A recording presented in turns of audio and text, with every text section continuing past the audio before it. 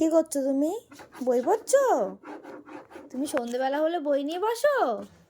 হুম, কি লিখছো তুমি? হুম, একটু পড়ো তো, ওখানে কি আছে? পড়ো পড়ো।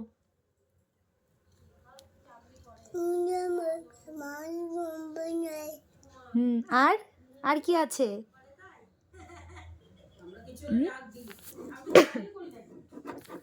বাবা কি সুন্দর লিখছে দেখো।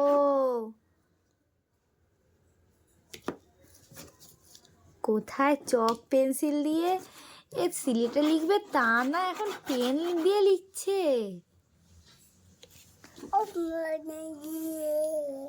সবাই দেখো আমার শুনু পড়াশুনো করছে। এরকম ভাবে কেউ পড়াশুনো করে? হুম, তারপরে নমো নমো, এটা নমো দাও, এটা নমো দাও। শুনু,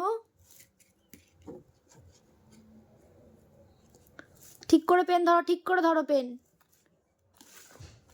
কি হয়েছে? কি শোনা? হুম,